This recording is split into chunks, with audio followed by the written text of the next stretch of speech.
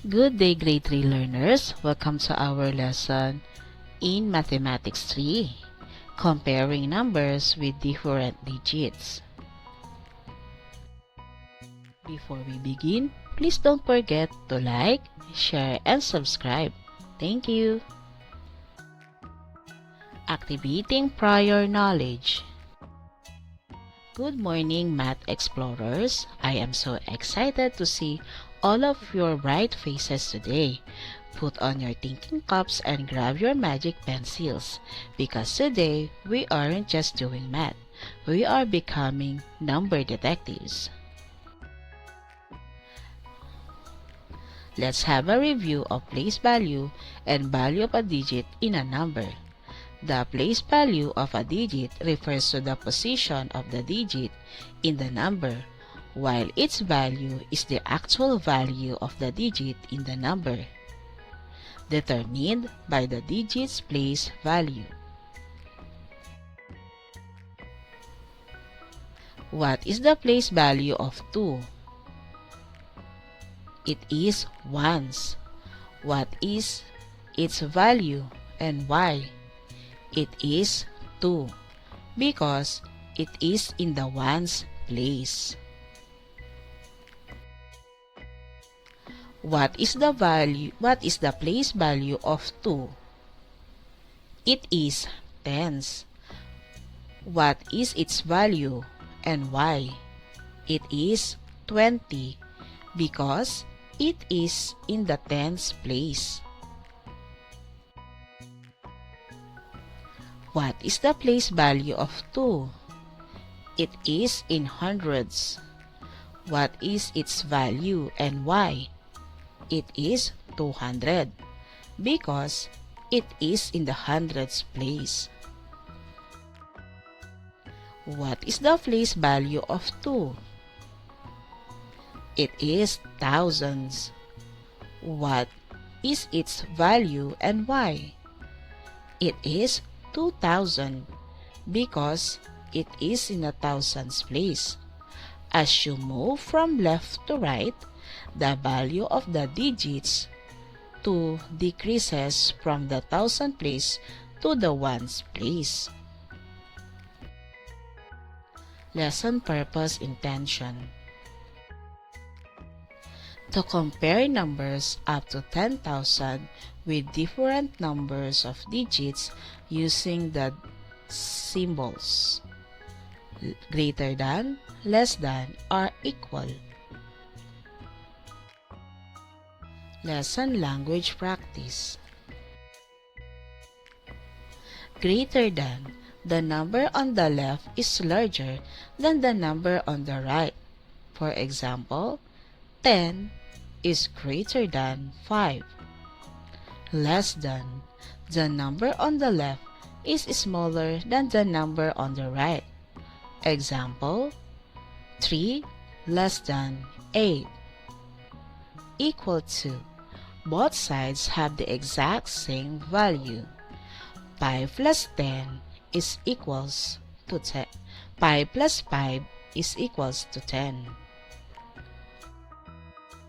Reading the key idea stem.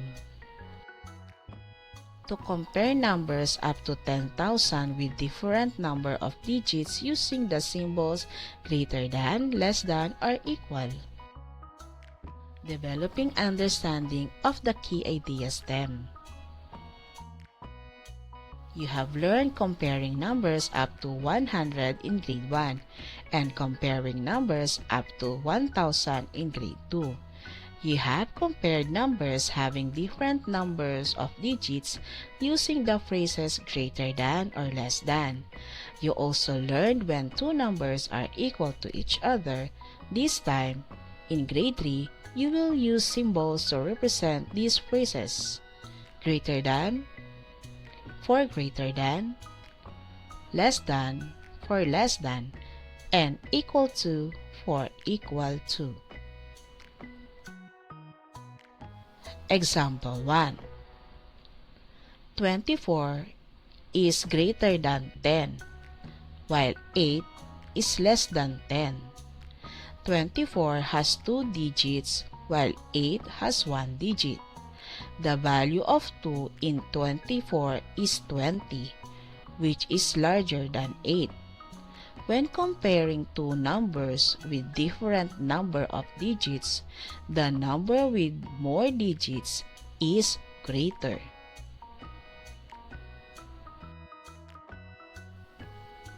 Example 2. 245 is greater than 100, while 85 is less than 100. 245 has 3 digits, while 85 has only 2 digits. The value of 2 in 245 is 200, which is much larger than 85. Example 3. 1,500 is greater than 1,000, while 459 is less than 1,000. 1,500 has 4 digits, while 459 has only 3 digits. The value of 1 in 1,500 is 1,000, which is larger than 459. We can use the symbol 24 is greater than 8. 245 is greater than 85. 1,500 is greater than 459. We can use the symbol greater than to represent the phrase greater than. We now have the following numbers. 24 is greater than 8. 245 is greater than 85. 1,500 is greater than 459. Look at the following illustration using the greater than symbol. This is the right way of writing the greater than symbol. Example 4. 75 is less than 100, while 260 is more than 100. 75 has 2 digits, while 260 has 3 digits. The value of 2 in 260 is 200, which is much larger than 75. That's why we have 75 is less than 260. Example 5. 350 is less than 1,000, while 2,150 is more than 1,000. 350 has 3 digits, while 2,150 has 4 digits. The value of the digits in the digit 2 in 2,150 is 2,000, which is larger than 350. We can use the symbol less than to represent less than. So 350 is less than 2,150. 75 is less than 260. Look at the following figure. This is the right way of writing less than. 350 is less than 2,150. This is the right way of writing the less than symbol. What if I have these numbers to compare? 210 is equals to 210. What can you say about the numbers? They are the same. They are equal. Numbers are equal to each other. We use the equal symbol to show that two numbers are equal. The value of the number on the left is the same as the value of the number on the right. 210 is equals to 210. Look at the illustration and look at the symbol of equal.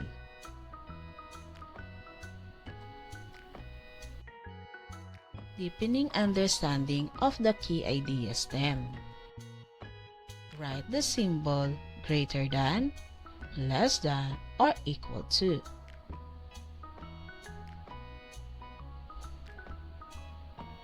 Five, 78, 436, 10, 1,999, 367, 367, 89, 896.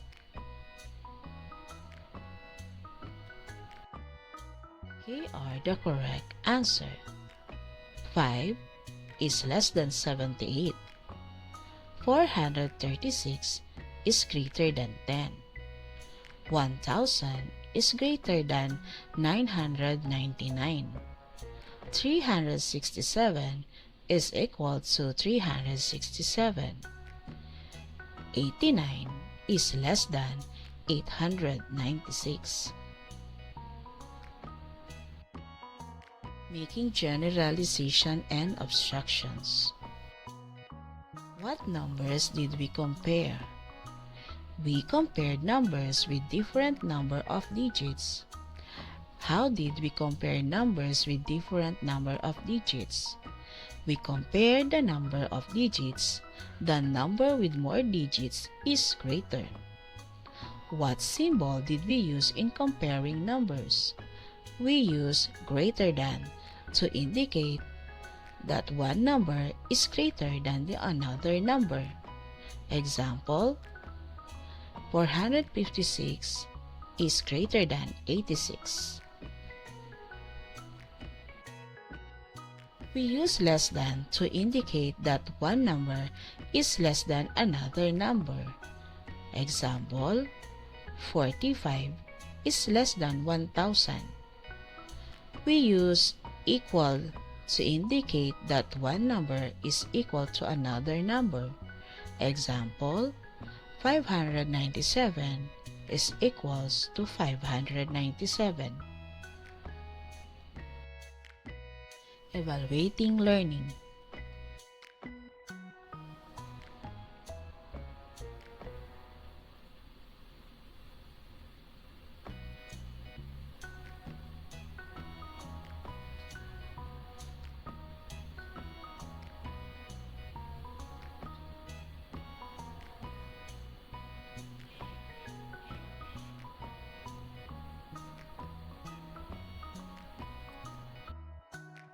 Are the correct answers.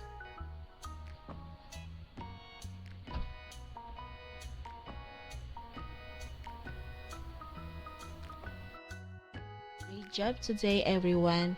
You listen well, share your thoughts, and work hard. Keep up the good work. See you next time.